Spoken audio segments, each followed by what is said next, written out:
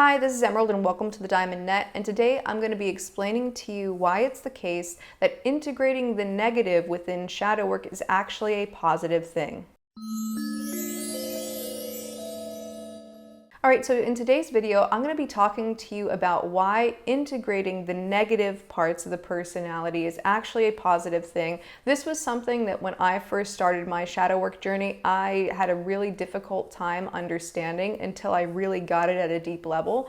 And it tends to be something that really throws people off when they first start sort of getting into shadow work, and they start going like, well, how am I supposed to integrate this negative part of myself? What if I start expressing that way? And let's say if it's the case that, oh no, what if I have anger? It's how do I integrate that? Do I just go around and start yelling at people? Or I integrate laziness and I just let myself be lazy. And so this is a misconception that a lot of people come at shadow work from, and it tends to kind of create sort of a holding pattern where there's a difficulty actually getting past the first step and into the deeper levels of things. So it can be really helpful to understand why it is valuable to integrate the negative parts of the self and how to do that without actually expressing in a detrimental way. Now, one of the things that I wanted to mention is that with regard to the shadow refers to parts of the personality that you have repressed. And sometimes those parts are repressed because they bore the brunt of some kind of trauma or unmet need, but oftentimes we will integrate parts of ourselves from more of an identity and worldview place where it's oh, these are the bad qualities, these are the good qualities, I don't want these bad qualities, and let me hyper-identify with the good qualities. And so it's very common for us to go into this type of polarization, and whenever we have judgments, those can actually be a great asset for shadow work because we can notice where our polarizations are and we can start kind of pulling at that thread to see what needs to be integrated. So anytime we have any kind of strong sense of aversion or judgment towards something, then we can kind of look at that and explore that for parts of ourselves that we've repressed. So let's say, for example, I have a really strong judgment towards selfishness, maybe I've experienced a lot of selfish people in my life or growing up, and then I started to develop this strong aversion to selfishness, and then because of that strong aversion, I start really strongly identifying with selflessness, and that becomes a way to kind of boost my sense of self, and it's like an identity of goodness that I can hold on to. And so I start going, okay, I'm like this and I'm not like that, where I have this strong identification with selflessness and I've pushed away selfishness altogether. So we can end up with these kinds of polarizations that put parts of ourself in the shadow.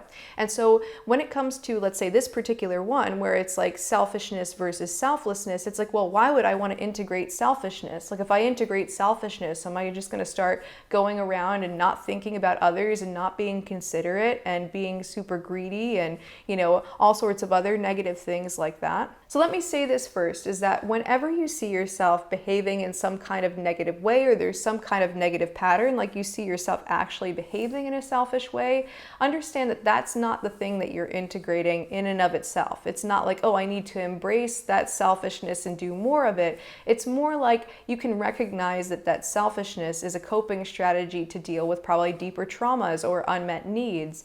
And so what you do is you explore that selfishness down to the roots and you find the vulnerability that's underneath it. And that's the part of yourself that you embrace, and that's the part of yourself that you integrate. And so to integrate on that level, you don't need to actually embrace that negative quality. Now, the caveat that I would mention here, and this is where it becomes positive to integrate the negative, is that when we have those polarizations, we will tend to say, okay, this quality is an unquestioned good, and this quality is an unquestioned bad. So I'm going to strongly identify with this quality and make sure I cultivate this quality in myself, and I'm going to push away the other quality. I'm going to make sure that I never behave that way. And at the surface level, if we think of selfishness versus selflessness, selflessness has a positive connotation that's generally smiled upon, and selfishness has a negative connotation that is frowned upon. And in those forms that those words might describe, there is a lot of negative to the word selfishness. And so oftentimes when it's oh, why would I want to embrace, oftentimes it can be why would I want to embrace selfishness if that's going to create all of these negative outcomes? It's that's bad. It's bad to be selfish. Now, in a sense, it's detrimental to express in a selfish way in its denigrated form where there is a lack of consideration for other people. But when it's the case that we push away, let's say, one polarity and we hyper-identify with the other, we have a tendency to see those as purely good and purely bad. And it's because of those words that we use to describe it that we see it that way. And so if we use more neutral words, so we use words like, instead of selfishness, we use our self-love or self-compassion or self-focus. If we use more neutral words, it doesn't necessarily have that connotation.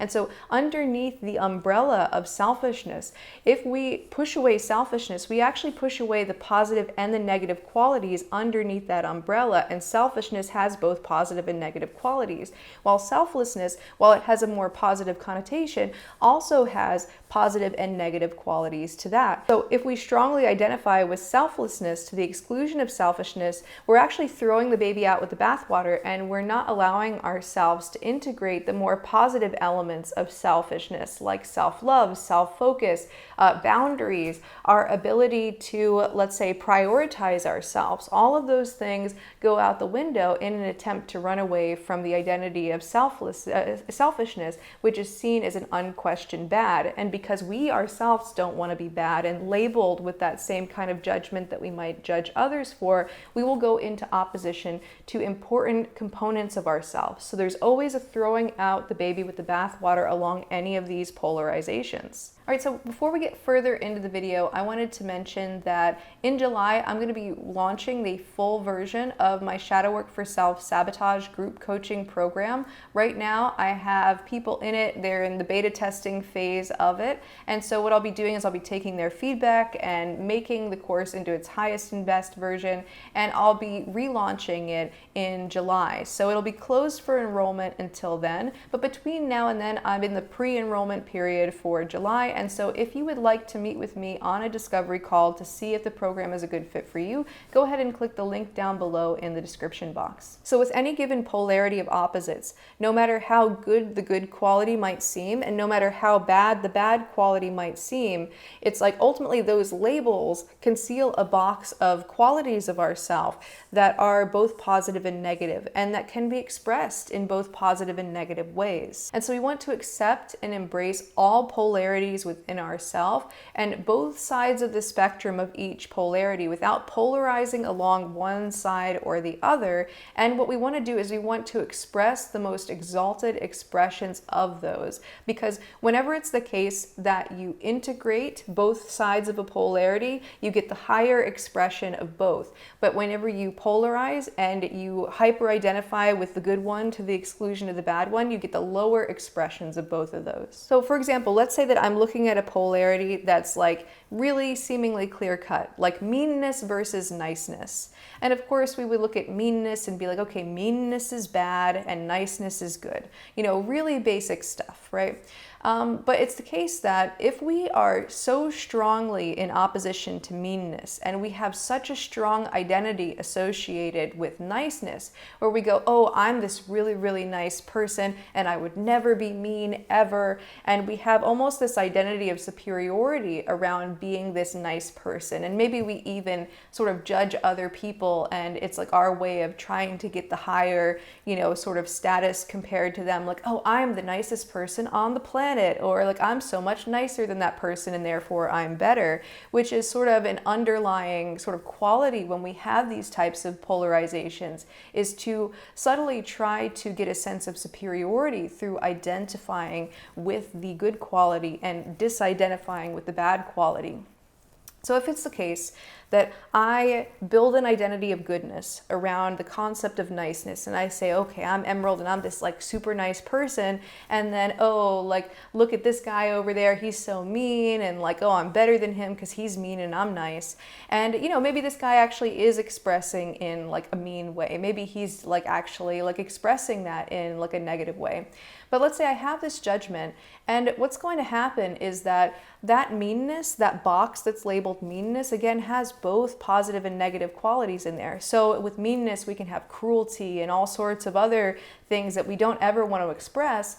But then we have positive things in that box, like the ability to set boundaries, the ability to have tough conversations, the ability to like be aggressive in like a positive way, you know, the ability to maybe even call somebody out on things that they need to be called out on. So basically all of those things are in the box labeled meanness. And if I have an identity of goodness cooked up around being this nice person and I'm trying really hard to keep that identity, I won't let myself actually utilize any of the tools in that box. And what might happen is that instead of actually being able to integrate meanness and to be able to utilize the positive qualities within meanness, what will happen is that within the context of niceness itself, in a way that flies under my radar, I might find myself being quite passive aggressive and actually genuinely mean in a negative way, but not thinking about it as such. You know, so it might be something like a, you know, little like snippy comments that are more so meant to like, you know, sort of disguise a kind of cruelty and a kind of meanness underneath that, where maybe there's this tendency to like want to help the other person, but there's almost like this kind of pity and condescension that's there. And so with that, what we do is like whenever we polarize into one, we're going to basically push away the opposite polarity and the positives of that one, but the negatives will come creeping in through its opposite. You know, so basically it's like, you know how the yin and yang has like almost, there's like light within the dark and dark within the light. Within niceness, there's a little seed of meanness. And if we polarize, what ends up happening is that that seed of meanness starts trying to take it over because we're not actually giving ourselves space to actually have that other side of the polarity. And so let's say if we try to push away the yin so that we can only be the yang, what happens is that little black dot within the yang starts to try to take over all of the light parts of the yang. And so we have a dynamic where opposites grow out of one another, and especially when we polarize, there's going to be some kind of expression of the opposite polarity within the positive that we're polarizing into. And so to make this a bit clearer, I want to give a concrete example specifically along the lines of that polarization of selfish versus selfless. So let's say that Becky has a really strong sense of selflessness, and she identifies herself as quite selfless. And she even has kind of a enmeshed dynamic within her family story where she doesn't necessarily conceptualize of herself as an individual within her own life story. She thinks about herself as almost a character within the general family story, and that her purpose within that family story is to help the family and to almost be the hero that saves everyone and things like this. And within that dynamic, it's like she is in this unindividuated state where she's fully enmeshed in this dynamic. But she also has a really, really strong aversion and judgment towards selfishness. And so when she sees another person being selfish, she has really biting judgments toward that person that she sees as selfish. And she has a really strong sense of her own selflessness. And she conceptualizes of herself as somebody who's always willing to sacrifice herself for her family. And because of that, this gives her a little bit of a boost. And so what she does is she cuts off her ability for individuation because she sees individuation from her family as something that would be quite selfish. And anytime she's even by herself, she's always thinking about, oh, how is my family doing? Are they doing okay? So in this case, she kind of conceptualizes of herself as a plot device, a tool for her family within the family story. And whenever she's just existing by herself and doing things for herself, she feels really guilty and like she should still be playing that role within her family. And when she isn't, she starts to get these really strong judgments toward herself, like, oh, you're being selfish, you should be a lot more selfless, what is your family doing right now, what are they going to think, what do they need, are you actually living up to your responsibilities to your family? And because of the strong aversion to selfishness, she doesn't build her own separate sense of identity, separate from the family story. And so what ends up happening is that because of the enmeshment dynamic, she sees the family story story as the only place that she can actually have a role as herself. And so what she tries to do is she tries to cast herself as the central character within the family story that all of the dynamics of the family are centered around. And she even has a difficult time even seeing her family as separate from herself. She kind of sees herself as the central node within the story that everything is based around. Like, it basically, her version of reality is like she's at the center of her reality and she's responsible for these particular people. And because of this, it gives her this sort of self-centeredness where everything is based around her ability to help her family. And if she's not there, then it's almost the sense that her family are like these side characters that can't really help themselves and that don't have sovereignty unto themselves. And so she feels like everything within the family centers around her, and it leads into this very self-centric point of view. So because of her unwillingness to be selfish and to integrate the positive elements of selfishness, selfishness ends up coming up in this really, really negative form from within this kind of enmeshed self-sacrificing dynamic, where instead of having her own individual story, where she's individuated from her family and sees herself as separate from them and as a separate beingness, she has this idea of like, I need to be selfless, I need to sacrifice myself for my family, and I need to play my role within the family story. But because she doesn't have that individuation, she seeks to take over the entire family story, and for the entire family story to be centered around her as the main character, and to see all of her family as the side characters within that story, creating an immense sense of pressure and self-centeredness that she has. And so in her aversion to selfishness, she ends up being very, very self-centered, and in a way that creates a lot of burden for her and a sense of almost like control and enmeshment of like other people within the family story. And this is an example of how opposites grow out of one another. Because she is unwilling to individuate and to focus on herself because she sees it as her duty to be selfish, she remains in the enmeshment dynamic where she then, in order to actually get those needs met that individuation and self-focus would give her, she tries to get them instead from within the enmeshment dynamic of the family story.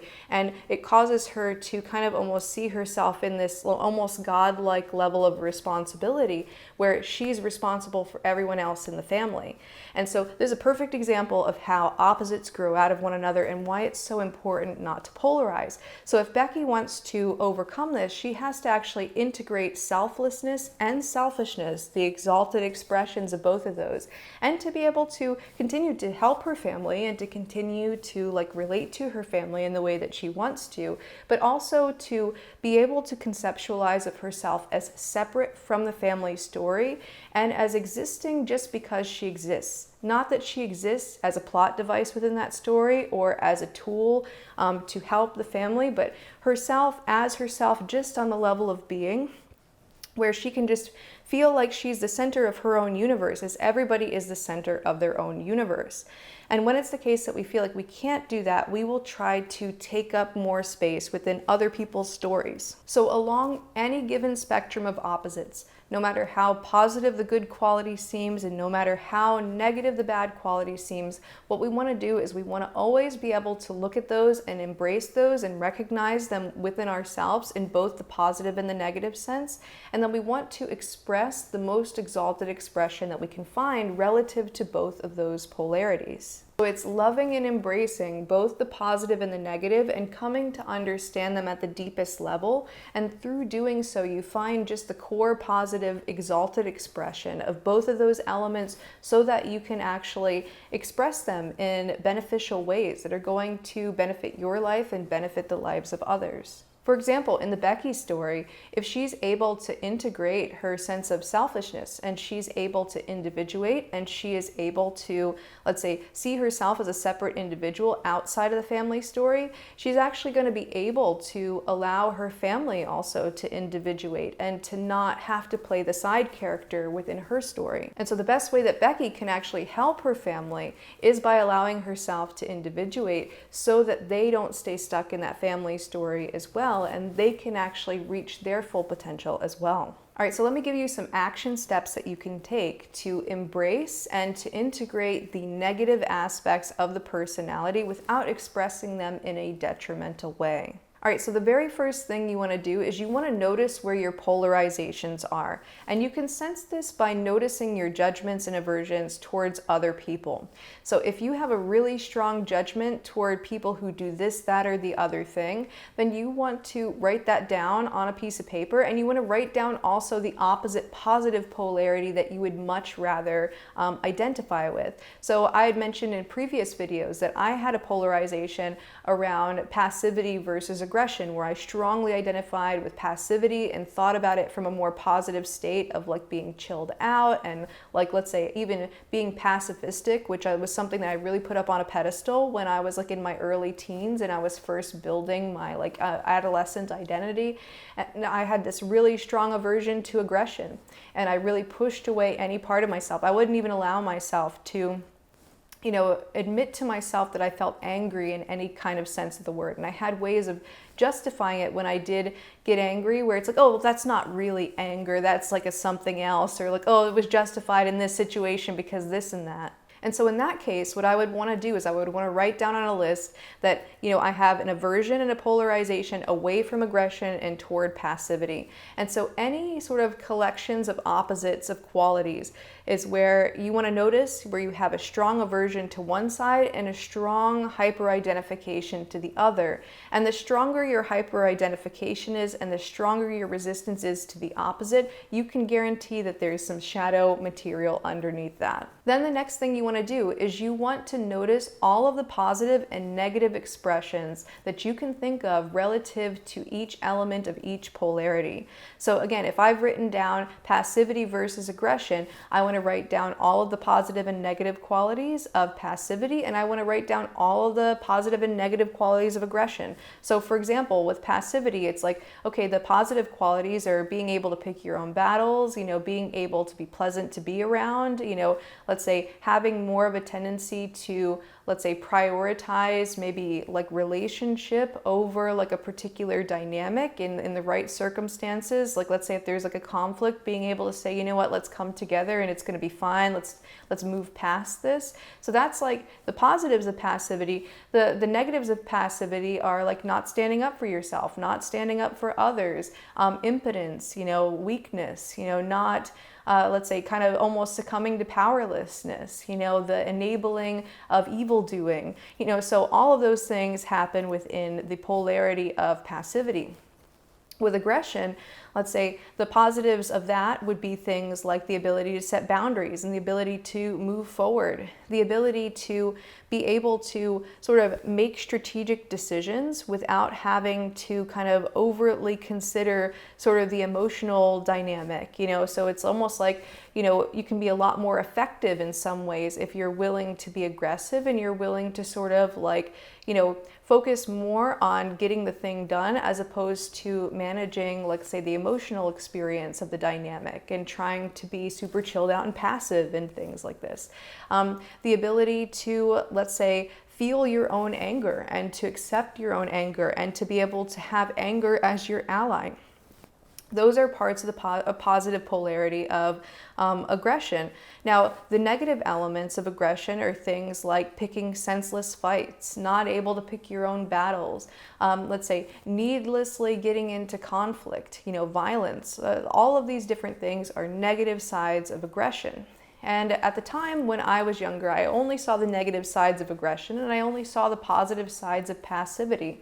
And because of that, I polarized into passivity and I ended up expressing in negative ways relative to both of those. Specifically with aggression, I had a lot of passive-aggressive tendencies when I was in my early teens that I didn't even know about. You want to be able to notice the positive and the negative side of each polarity that you've previously considered as an unquestioned good and an unquestioned bad. Now, oftentimes this process of just recognizing the positives and the negatives of each polarity can be enough to help help you integrate these qualities and to drop the polarization.